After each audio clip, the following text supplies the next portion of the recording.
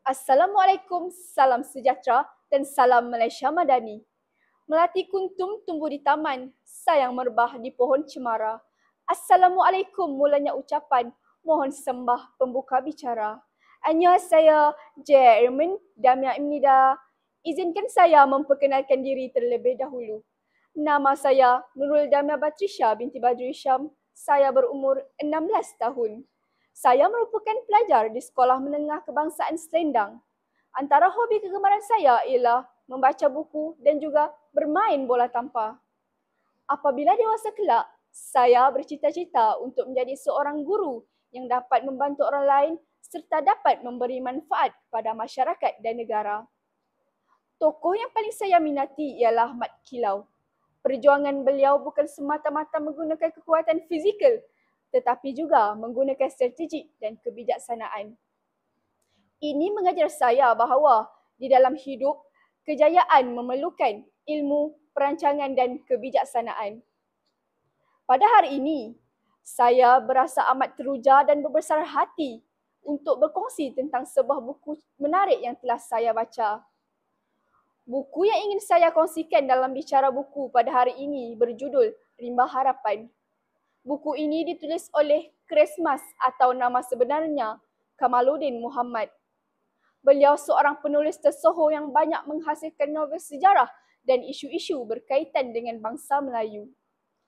Tajuk Rimba Harapan menyentuh emosi saya kerana ia menggambarkan realiti kehidupan masyarakat yang bergelut dalam kesusahan, tetapi tidak pernah berhenti berharap untuk masa depan yang lebih baik.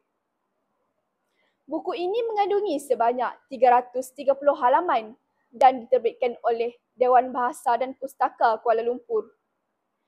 Ia termasuk dalam kategori novel sejarah patriotik dan sesuai dibaca oleh pelajar sekolah menengah yang ingin memahami perjuangan masyarakat untuk mendapatkan hak yang sepatutnya.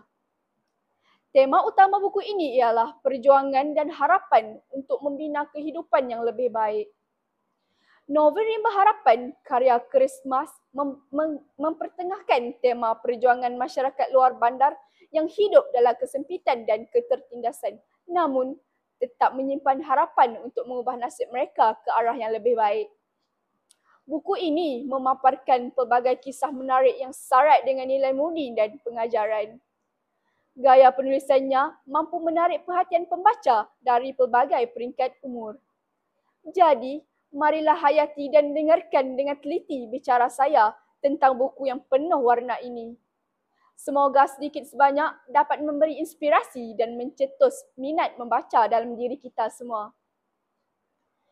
Novel Rimba Harapan mengisahkan tentang sekumpulan manusia yang berpindah ke kawasan hutan untuk membuka tanah dan membina pertempatan baharu demi meneruskan kehidupan.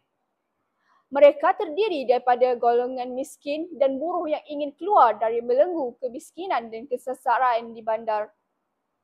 Pak Kia merupakan watak utama yang memainkan peranan penting dalam menyemarakkan semangat perjuangan masyarakat kampung untuk keluar dari kemiskinan dan penindasan. Walaupun kehidupan di kawasan hutan penuh dengan cabaran seperti ancaman binatang buas, kekurangan makanan dan keletihan, mereka tetap gigih berusaha dan bersatu padu. Pak Kia meniupkan semangat kepada penduduk supaya tidak berputus asa. Bagi mereka, hutan itu bukan sekadar tempat tinggal, tetapi rimba harapan, tempat lahirnya harapan baru. Tanah yang bakal subur untuk kehidupan masa depan mereka. Halaman 19 dalam novel Rimba Harapan menarik perhatian saya kerana memperlihatkan kepribadian mulia watak Zaidi. Walaupun kehidupannya sudah jauh lebih senang, Zaidi tetap mengekalkan sikap rendah diri dan tidak mementingkan diri. Dia tidak bersikap sombong atau menunjuk-nunjuk kemewahan yang dimiliki. Halaman ini melambangkan nilai murni seperti kesederhanaan, keikhlasan dan sifat merendah diri yang sangat wajar dicontohi. Sifat ini menjadikan Zaidi seorang insan yang dihormati bukan kerana kekayaannya, tetapi kerana budi pekerti yang baik. Halaman 65 dalam novel Rimba Harapan menonjolkan sisi empati dan keprihatinan Zaidi terhadap kesusahan orang kampung termasuk abangnya sendiri. Zaidi bukan saja memahami keperitan hidup mereka, malah menghargai kejujuran dan perjuangan ditunjukkan dalam menghadapi cabaran hidup. Halaman ini menunjukkan bahawa Zaidi bukan watak yang mementingkan diri. Sebaliknya, beliau ambil peduli akan nasib orang sekeliling. Buku ini memberi kesan yang sangat mendalam kepada diri saya. Buku ini memberikan kesedaran kepada saya betapa pentingnya pendidikan dalam mengubah nasib seseorang dan membina masa depan yang lebih cerah. Melalui kisah masyarakat dalam rimba harapan yang penduduknya mempunyai ilmu yang terhad, saya sedar tanpa pendidikan, kehidupan akan terus berada dalam kemunduran. Oleh itu, sejak membaca buku ini, saya berasa lebih bertanggungjawab untuk menuntut ilmu dengan bersungguh-sungguh demi masa depan saya sendiri. Daripada pembacaan buku ini, saya memperoleh beberapa pengajaran yang boleh saya jadikan teladan. Saya belajar bahawa ketabahan dan semangat juang adalah kunci kejayaan walaupun terpaksa menghadapi pelbagai cabaran. Watak Pak Kia yang merupakan seseorang yang tidak mudah mengalah dan tidak mudah putus asa memberi inspirasi kepada saya. Selain itu, kepentingan menimba ilmu pengetahuan. Buku ini menjentik hati saya sebagai seorang murid. Saya harus menuntut ilmu kepada pendidikan sangat penting dalam mengubah kehidupan ke arah yang lebih baik. Saya percaya bahawa pendidikan merupakan jabatan utama untuk saya melangkah menuju cita-cita sebagai seorang guru. Kesimpulannya, buku ini bukan sahaja menarik dari segi jalan cerita, malah penuh dengan pengajaran yang boleh saya aplikasikan dalam kehidupan saya sebagai seorang pelajar.